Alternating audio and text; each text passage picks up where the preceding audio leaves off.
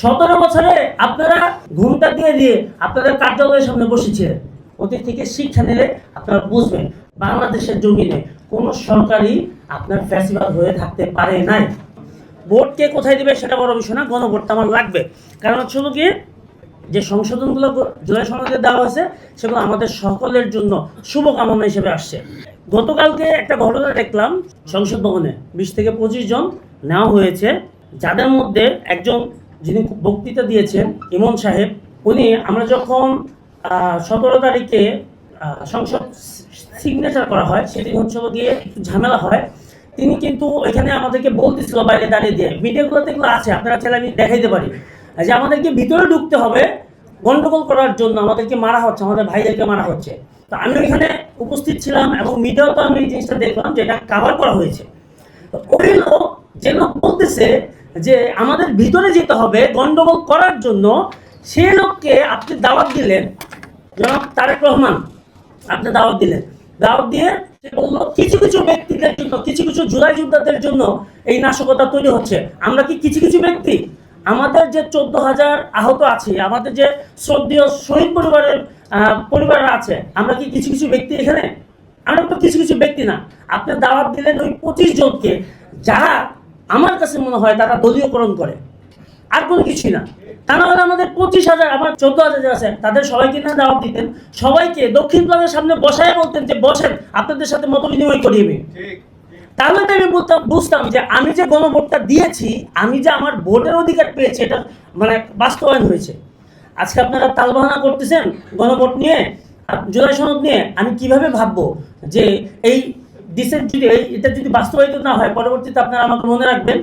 এখনই তো আপনারা আমাকে বৈষম্যের স্বীকার করে বলছেন যে 25 জন হয়তো আপনার দল করে, হয়তো আপনার পরিচিত, তাদেরকে ভিতরে ডাকলেন, আমাদেরকে তো ডাকলেন না। কারণ আমি কি আহত হই নাই? আমি কি রাজপথে নামি নাই এই ফেস্টিভ্যাল দূরীকরণের জন্য? আপনি তো ছিলেন না, আপনি তো ছিলেন বিদেশে। অনেকে বলে 17 বছর আমরা কি যে 300 রান করছি, 2 বলে 12 রান নিয়ে আপনারা ইয়ে হয়ে গেছে ম্যানেজার। 17 বছরে বালুর টাকটা সরাইতে পারেননি আপনারা। 17 বছরে আপনারা ঘুমটা দিয়ে দিয়ে আপনাদের কার্যালয়ের সামনে বসেছিলেন। এই 300 রান তো আপনাদের কোনো উপকারে আসে নাই। 300 রানে কিন্তু ম্যাচ জিতা যায় না, জিততে হয় 12 রানে, যে 12 রান আমরা করে দিচ্ছি। তা আপনারা আমাদেরকে মনে রাখেন নাই।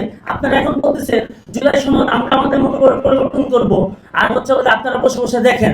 এটাকে আমরা মেনে নেব? আমরা জুলাই যোদ্ধাকে মেনে নেব? আমরা জুলাই যোদ্ধাকে কখনো মেনে দেব না। আমার কথা হচ্ছে, যদি এইটা মানে সংশোধনের যান আপনারা, তাহলে আমরা আবার ডাকবো সবাইকে। এতদিন তো সবাই বলতে পারে, যে অনেকেই বলতে পারে যে আসিফ ভাই আছে বা এনসিপি আছে, আপনারা তো এনসিপি হয়ে গেল, বিষয়টা না।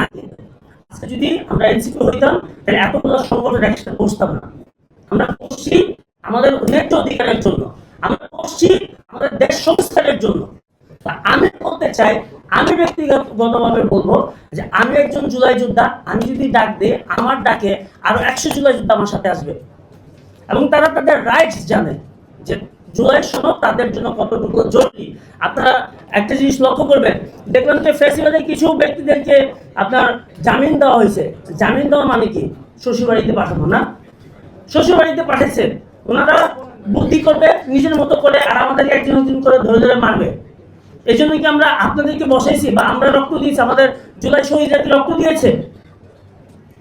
আবার বলবো যে এই যে চিন্তা ভাবনা আপনারা করতেছেন, চিন্তা ভাবনা থেকে সরে আসেন, শিক্ষা নেন, অতীত থেকে শিক্ষা নেন। অতীত থেকে শিক্ষা নিলে আপনারা বুঝবেন কোন সরকারি বাংলাদেশের জমিনে কোন সরকারি আপনার ফ্যাসিবাদ হয়ে থাকতে পারে নাই।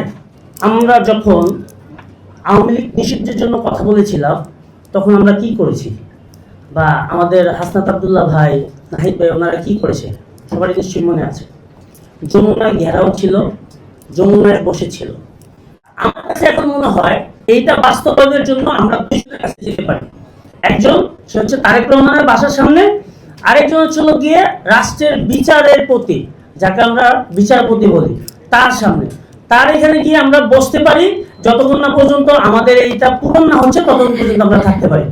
তো সেটাই বলছি যে ইনশাআল্লাহ যদি আমাদের এই মানে আমাদের এই জুলাই সনদ বাস্তবায়ন ঠিক মতো না হয়, আমাদের জুলাই সনদ নিয়ে যদি তালবাহানা করে, আরেকটা জুলাইয়ের ঘোষণা ইনশাল্লাহ আমরা দেবো।